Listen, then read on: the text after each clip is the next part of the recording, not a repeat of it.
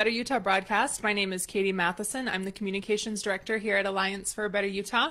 And today we have Shireen Ghorbani, who is candidate for the 2nd Congressional District in Utah. Welcome. Thank you for having me. Of course. Thanks for being here.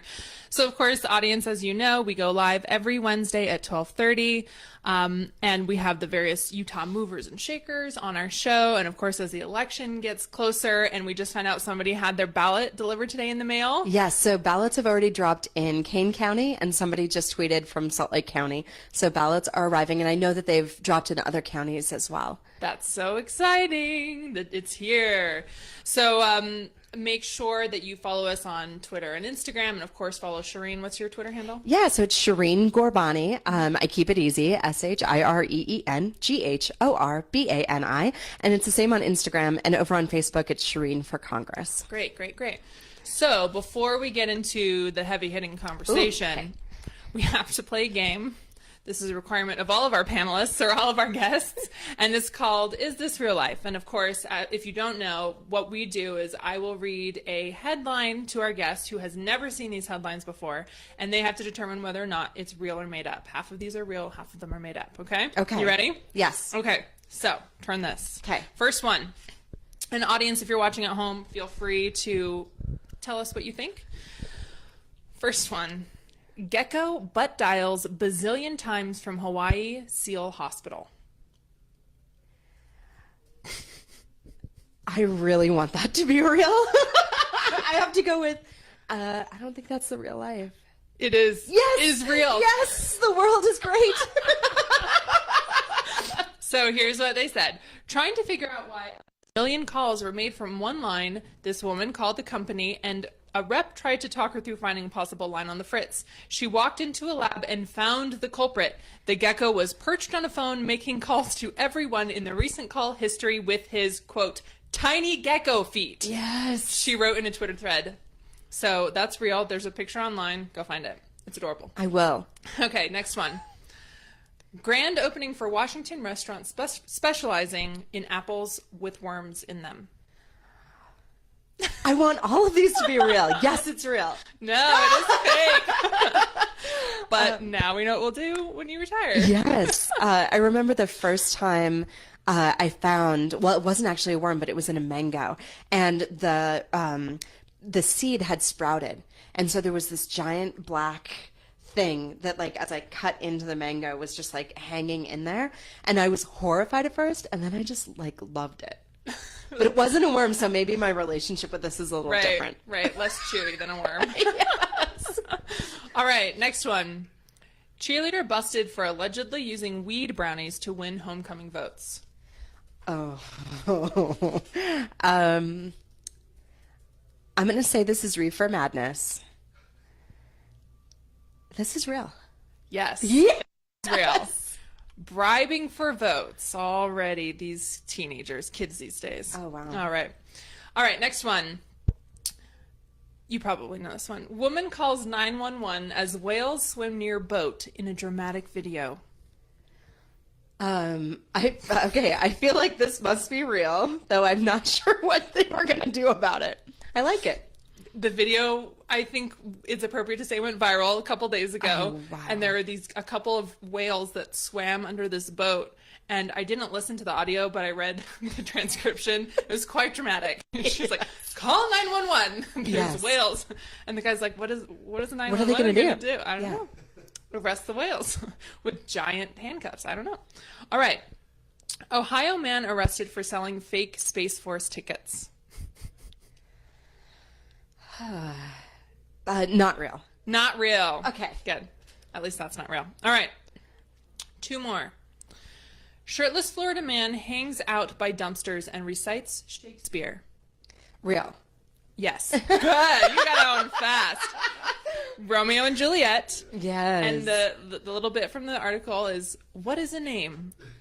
Rather than the internal musings of a graduate student in philosophy, it was a question posed September 14th to a county sheriff's deputy. Yes. We need more Shakespeare in our lives. I was a theater major in undergrad, and I just, like, when those words came together, I just felt like the answer is yes, that's real. That makes sense, yeah. Theater majors now. Yeah. I was a music major, so. Nice.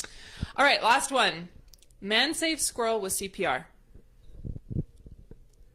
Oh, I want this to be real too. I'm going to have to go with not real. It is real. Oh, okay. Again, the world is great. Yes, yes. And we're going to end on that high note.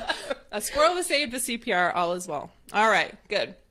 So, let's get into it. Okay. So, tell us a little bit about yourself, background, your story, stuff like that. And mostly, I want to know, and I think our viewers were always curious, why are you running for office? Yeah. So I'm running for office because, for me, the 2016 was a real collision of the personal and political.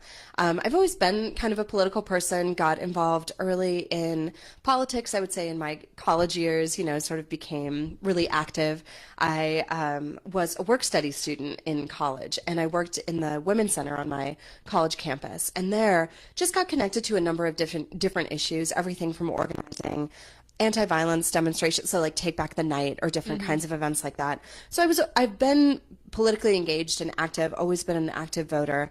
But in 2016, I lost my mom to pancreatic cancer. She was 68 years old. She had raised me mostly by herself as a teacher in a small Catholic high school in North Dakota. And, we grew up without health care.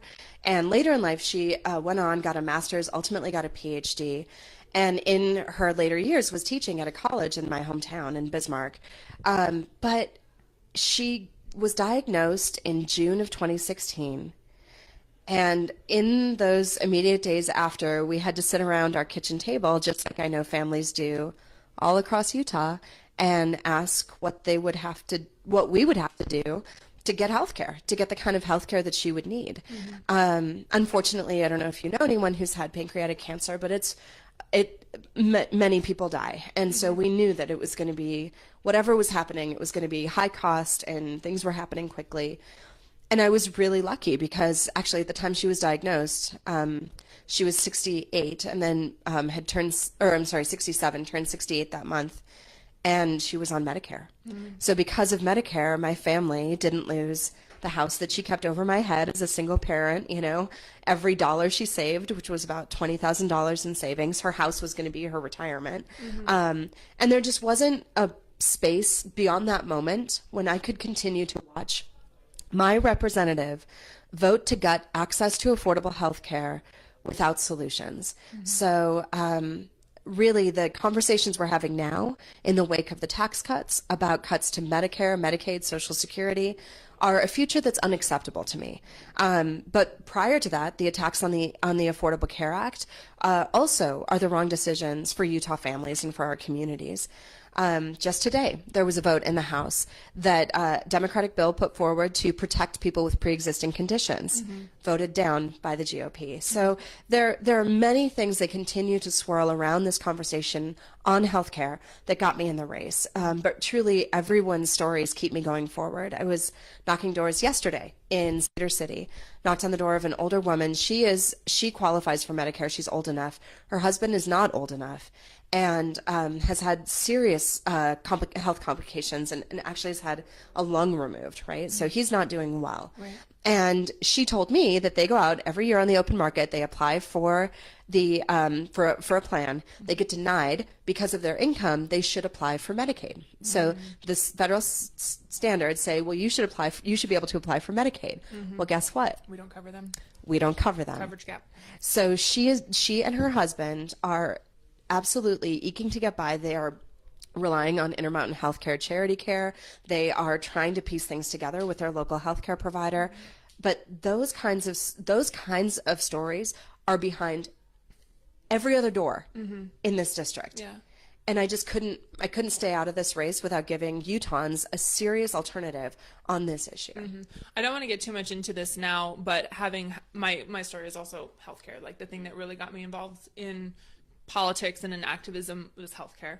But I think it's worth noting, that when you're piecing together charity care and stuff like that, that's a full-time job. Like the the paperwork and the process and understanding our healthcare system, understanding insurance systems, making sure you're putting in an application at the right time, that requires a full-time job. Yes. So that's a full-time caregiver or whoever it is, if he's just had his lung removed, it's likely falling a lot on his wife to do that. And that is, I mean, that is a full-time job just to manage that. It's a full-time job, and it also takes a little bit of wherewithal, and I think for people who maybe, aren't super savvy when it comes to navigating these complex systems, what happens is they start to lose everything, right? So I talk to families that are living in trailers because of because of a diagnosis, right? Or have had to sell their homes. Talk to a woman out in West Valley who shared her story of her husband getting ill. They had, over $50,000 in savings. They were getting ready to start thinking about retirement really aggressively. They have $300 left in savings. Wow. And I don't know what they're going to do. Yeah. And I believe the number one cause of bankruptcy in the United States right now is healthcare related. It's healthcare related. Wow. Okay, let's come back to that. So healthcare was what did it for you. And so talk to me about your background. Did you ever see yourself running for office when you were younger? Although I love that you're a theater major, because I think that theater people and artists in general are really, really can be very great in the public sphere. Yeah. So talk to me a little bit about that. Yeah. So as I mentioned, I'm the daughter of a teacher. My father is an immigrant to this country from Iran, so immigration issues are also quite personal for me. Grew up on the edge of poverty in North Dakota, but we were able to get through. Like, we did okay. In college, I did study theater. I also was a communications person and was really involved in the Women's Center on my campus. So activism kind of came really to become a serious part of my life at that time. I met my husband in college, and we got married the summer of 2003 and joined the Peace Corps. So we spent 2 years in the United States Peace Corps in Moldova. We were doing work. He was an agriculture volunteer, produced a small documentary film about Moldovans that had been moved across the USSR to Siberia under when it was the USSR. It was a big effort to try to destabilize and detach people from their cultural identities. And so they took people and moved them all around the country to uproot them in the truest sense. So they had over a generation or a little more come back to Moldova, and he did some interviews with the last people who had been taken out to Siberia and made their way back. I did a lot of work with Amnesty International. A lot of my work was around gender and development. So anti-trafficking work was really big for me. Breast cancer awareness, HIV/AIDS awareness, and domestic violence awareness. So we did that for 2 years. I learned Romanian.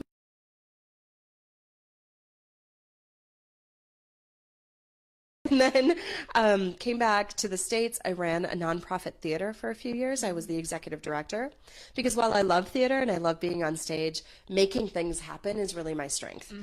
Bringing people together and moving projects along is more where I find my forte. Right. So then from there, went on and got a master's degree at the University of Nebraska. And then a decade ago, I made Utah my home when I started studying campus sexual assault here at the University of Utah.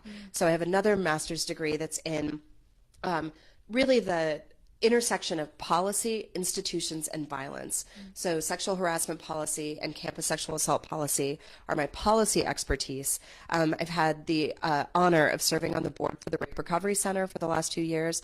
I'm the board chair, so a lot of my community work is around survivors of sexual violence.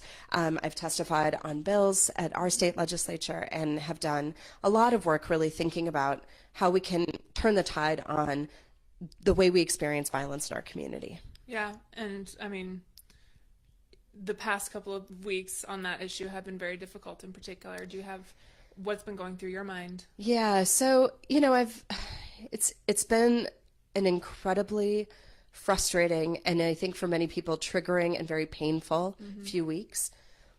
We aren't ready to have the kind of conversations we need to be having, but I think the political moments that we're in are forcing us to stumble through it. Right. Unfortunately, I think a lot of people's personal pain is kind of left in the wake of that. I talked about my own experience. The hashtag why I didn't report was very motivating for me. As a young child, I was sexually assaulted in a swimming pool. I didn't have any language for what it was. I had no idea really what was going on. I never told my mother, who I was very close to, never told anyone until the most kind of recent rise of the Me Too hashtag.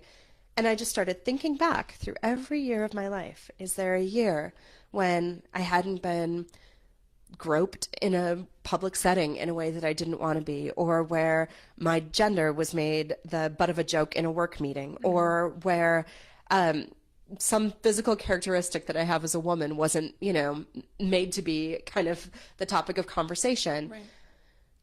To street harassment, like just all the way back, right? And I couldn't think of a year when I had memories where I hadn't experienced some kind of harassment. But it really, I'm lucky that I hadn't experienced sexual assault as a teenager, as a person in college. But when I started going back through those memories, I remembered being in that swimming pool and just having no idea what to say or do. Right. Yeah. And I think that that's common. Sorry to sidetrack here for a second, but that is, I think, common for a lot of women where they don't, like, there is no language. You don't know what to say. It's kind of just, it is what it is. And having these conversations definitely makes you think through all of your life, all of your experiences. Yeah, that wasn't right. Right. Well, and I mean, add on to that, right? If you are an LGBT individual, add on to that if you're a man.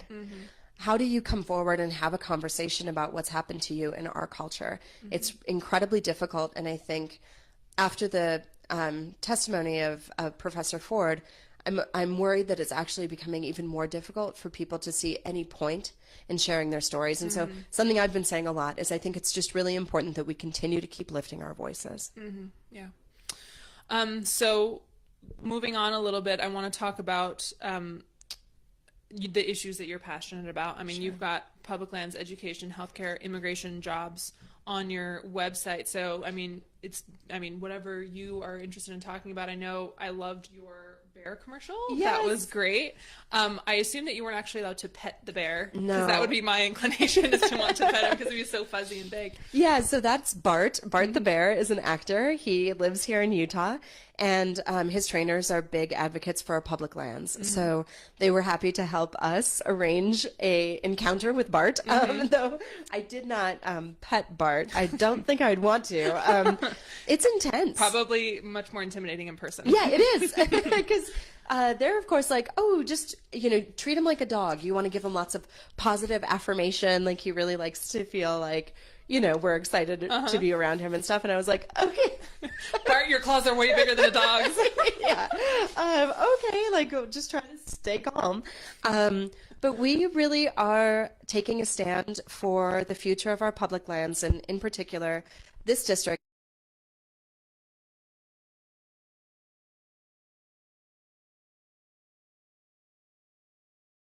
There are valid concerns around shared use. There are valid concerns about infrastructure or the kinds of dollars that should have been coming in to help support those spaces. I think we could work those out with some leadership. I feel that we are not getting the level of leadership that we need on that issue in this state. Okay.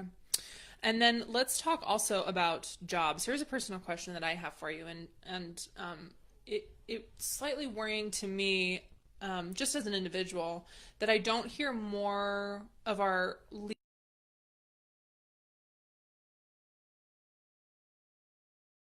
the coming 50-ish years, maybe more or less, I'm not sure. We're facing jobs shortages because of automation. Yeah. And how do we, to me, it seems like that would require a culture shift in terms of, the way that we talk about jobs, the way that we think about jobs. I think that jobs personally are very important for people's in terms of like a dignity thing, Yeah. and making sure that we have things to do. But on the other hand, how do we face this?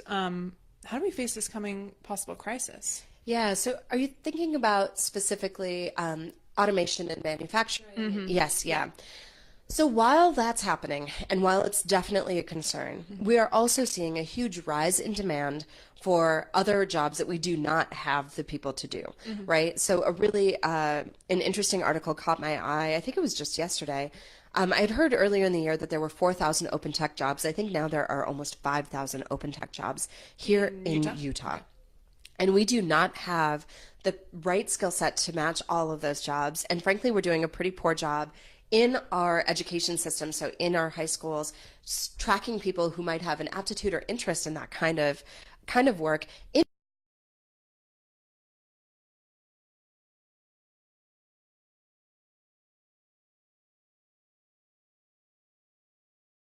Where people's jobs might be lost to automation into some of these tech jobs that they really could start. They could start learning now. We could start phasing them into these jobs. This could actually be a real opportunity for a public partnership where we're working with some of these industries to educate and re-educate our workers.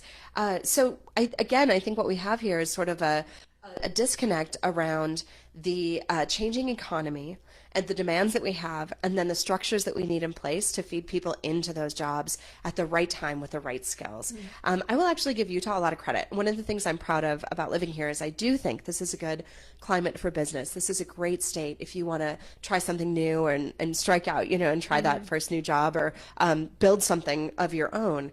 But we continue to fall short when it comes to those everyday kind of, people getting into the middle class or sustaining a middle class. We need to shift a little bit of focus to those individuals so they can also be really participating in the great economy that we have here. Yeah. So that feeds perfectly into a question about climate change. It's been a huge, terrible week for climate change news. Yeah. We have people in Utah who work in the coal industry. Yeah. What do we do? Because while coal is, yes, bad for the environment, that doesn't change the fact that people who are working in the coal industry, if coal dies, will be out of jobs. Yeah. And we have spoken at tabling events where people come up and they're fairly aligned and they appreciate our organization and what we do. And then when we talk about coal, it becomes incredibly personal because while they're on both sides because their family worked in coal and they're worried about the future of their kids. So how do we address that? Yeah. So coal is an issue in my district, not as much as it is on the other side of the state. But what I've been out to the power plant in Delta, and that's going to change over from a coal plant to a gas plant. And I believe it's in the next 8 years it'll see a real turn and shift in the kind of employees that they need, the number of employees that they need, and what kind of skills will be in those jobs, right? Again, I think what this is a real failure to rise to the challenges that are being faced in these communities. If you knew today that you could move into a new job where you were getting the same level of benefits, the same quality of compensation for the work that you're doing, and you were working in a less risky, honestly, coal is a very risky and often a very dangerous job for our people who are producing that here in this country. So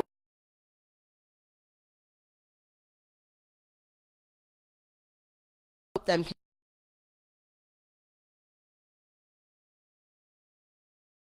very difficult for people to hear about all of the economic success that we're seeing along the Wasatch Front, but then feel like out in Delta, They're being left behind. they're being left behind. So how can we put our best ideas into place now so that we're engaging, retraining, and getting people into pipelines for the kinds of jobs that are actually already in demand? So it's not even necessarily the jobs of the future. It's jobs we have now that we don't have enough people to work in. And that's not going to be for everybody, right? And I understand that.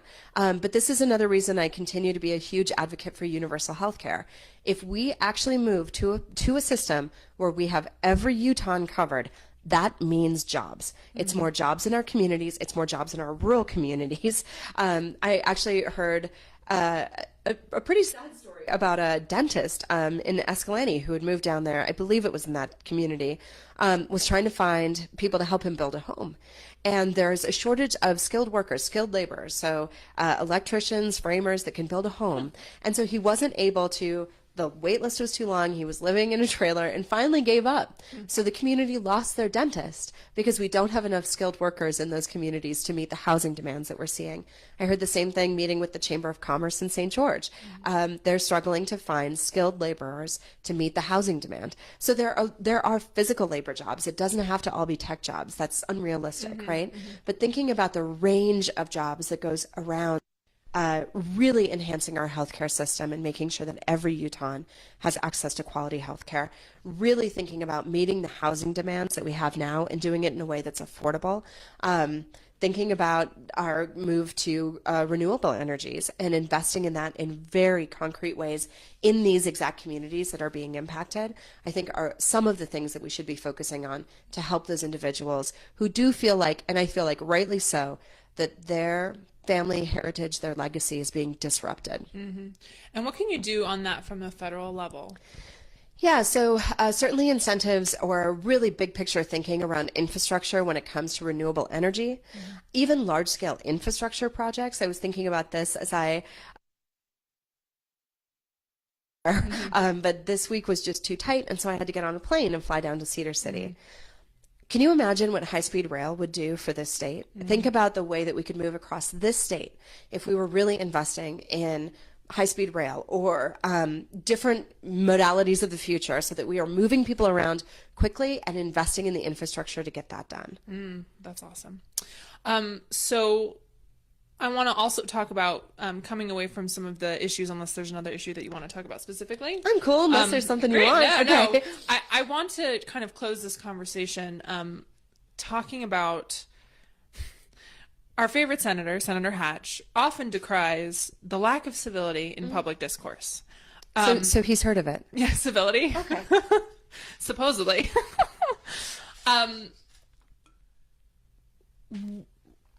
Hatch aside, there's no question that the intensity of public discourse has certainly risen in terms of like the national temperature around politics. What do we do? Is this good? Is there a responsibility to diffuse it? How do we go forward, regardless of what happens in this election in November? How do we move past this increase, in partisanship? And this is not me trying to give you a softball question where you say I work across the aisle. Yeah. How do we move past this increased level of partisanship, and how do we have public discourse that helps us progress towards the future rather than just sit here and argue? Sometimes, I'm not saying the arguments aren't good, because I think they are very valuable and they're important to fight for what you believe in. But how do we address this? Is there a responsibility to address this? Yeah. So this is two things for me. I want to start with the person-to-person contact that I've had at the doors. So my team has knocked on over 45,000 doors. I personally have knocked on hundreds of doors across this district, truly from Farmington at the very top all the way down to Bigwater, which is the community that's on the edge of Lake Powell in King County. When you stand on somebody's doorstep and you ask them about what matters to them and you take the opportunity to listen, that rancor, the kind of hateful things that we see, even on our own Facebook page, not that much though, people are generally pretty polite, but that kind of rancor that you see playing out on social media, or even some of the screaming that you're seeing happening in the halls of Congress, it's not who we are. It's not who we want to be. And so when we're having those opportunities to engage, and I actually think Representative Curtis is an interesting example of this. He has been a model for what I would like to do should I have the honor to serve this district, and that he is showing up in his district, has done over 50 town halls. And my sense is, I'm an outside observer, it's not my district, but my sense is that the overall tenor of those has gone way down. And I think that's important. You have to keep showing up and being accountable to the voters, because that's what matters most. So the partisanship question, I think, in the practicality of our everyday lives,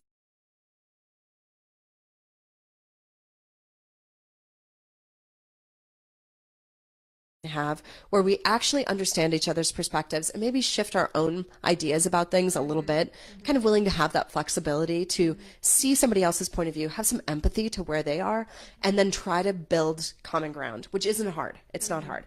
The other side of it, though, when we think about how this is playing out in our Congress, I think the minute we stop electing officials that are bought and sold by corporations, we are going to see a really different set of priorities in our Congress. So I think it becomes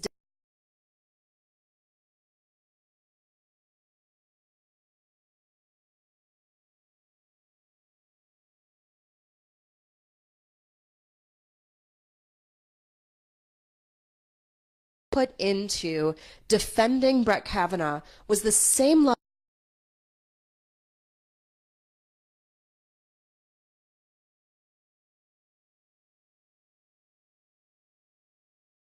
healthcare.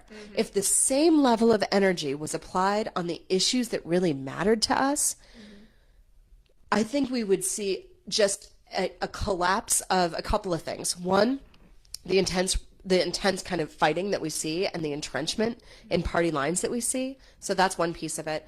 Then the other side, I think, is that we would start to see a Congress getting to work for people on the issues that matter to them, and to really stop serving the biggest, that can write the biggest checks. Again, the tax policy is a great example of this.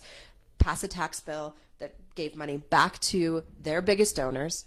Their biggest donors turned around and cut giant checks back into their PAC.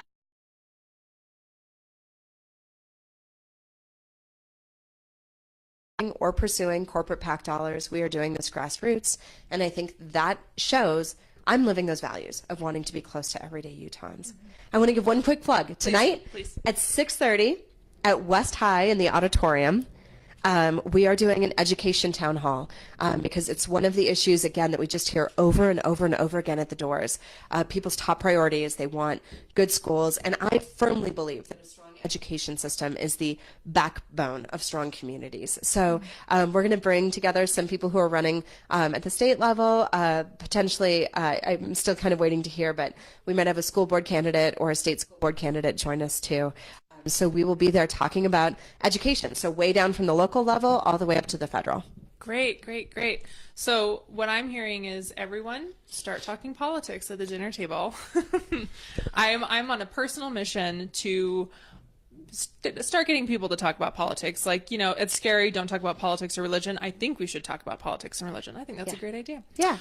So tonight, be there. Tonight, 6:30, West High Auditorium. Great. And also, I will take this opportunity to plug our town hall that we are hosting with yourself and a couple other candidates for office on October 24th, and that's at the Salt Lake Library. Starts at 6:30. We also have a redistricting panel this Tuesday down at Utah Valley University at 7, so you can learn about redistricting and Proposition 4. Great. All right. Thank you so much for joining us. Thank you. All right.